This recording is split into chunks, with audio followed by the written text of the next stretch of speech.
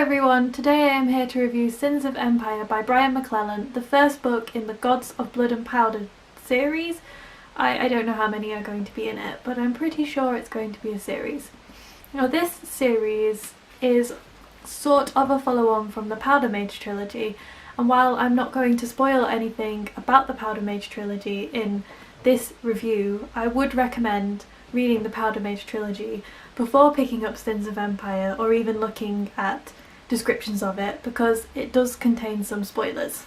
And what I mean by that is that you could definitely read this book without reading the Powder Mage trilogy, but it would spoil the Powder Mage trilogy, and I think the Powder Mage trilogy is so good that you should read it first.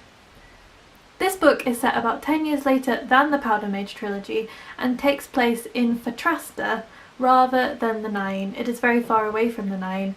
If you see the map in the beginning, it is in a completely different setting, which was really interesting because I feel like Brian McClellan is just building up a really big world.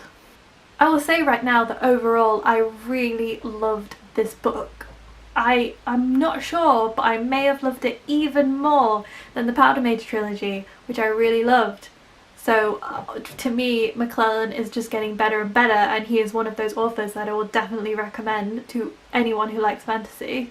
For a quick overview, this book is set in Fatrasta, where there are a lot more criminals and rebels, and within the country there is definitely almost a civil war breaking out. There is a place called Greenfire Depths, which is a really scary and dangerous place to venture into unless you are one of them, and I really enjoy books that have places like that. If you think about the Riverside trio that I really love, there you have Riverside, which is a really dangerous place to venture into, and Greenfire Depths is a lot like that. And I don't know why, but like a dangerous city just really sparks my interest. I think McClellan deals with politics very well in his books, and although I would say there is obviously elements of military fantasy in here, it's not quite as military yet as the Powder Mage trilogy was.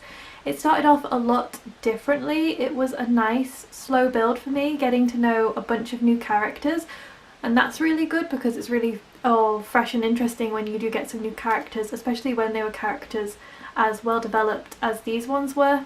Before I go into the characters, I feel that it is best to mention that this is a flintlock fantasy, which means that it uses guns and gunpowder as well as magical elements, and it does it very well. And of course, if you've read the Powder Mage trilogy, then you don't need me to go into the difference between the privileged and the powder mages, but it still has all of these elements in it and they are just done so well. If you have read the Powder Mage trilogy, then you'll know all of that, but this book does explain those elements again, but not in a boring way if you do already know of them, and so that was really cleverly done. McClellan introduces some new characters, and I'm not going to talk about who they are because I think part of the wonder of reading this book is to discover them for yourselves, but I will say that they are all individual and unique and nothing like the old characters. He's not just rehashed characters from the old book. He has got new characters with completely new personalities, and I love the way McClellan's characters all have their own individual personalities and don't just fall into specific tropes. McClellan was so good at developing them and making you really connect with them and care about them in the first half of the book, so that when the second half of the book came, you were so invested in what happened to them.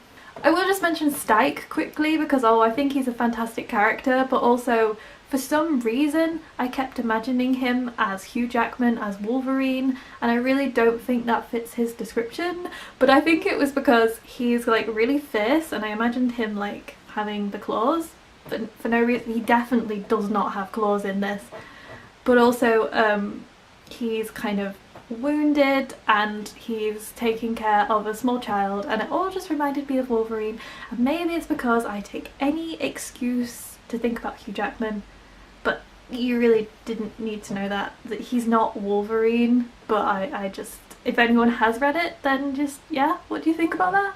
So this book is less to do with the army and more to do with a spy, a newly released prisoner, and mercenaries.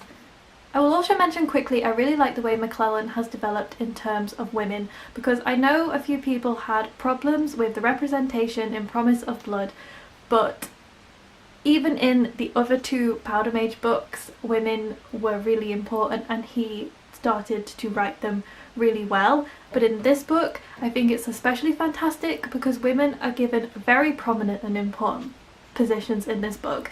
In fact, more than the men are. And it's not like it even has to be mentioned. It's not like it's a big deal that a woman is in power, that the Lady Chancellor rules for Trasta. It's just, she just does, and that is so refreshing. It's so nice to read about a woman in a powerful position without it having to be really milked. And lastly, I just want to say that McClellan's writing is so clear and crisp, but really detailed with lovely description. It's just such smooth writing. When he writes the dialogue, it's seamless, but he can also write description really well, so it's not too dialogue heavy, but there is enough of it, and it's just so well balanced. I think that's why I love his book so much, as well as like the amazing plot and characters. They're just a joy to read.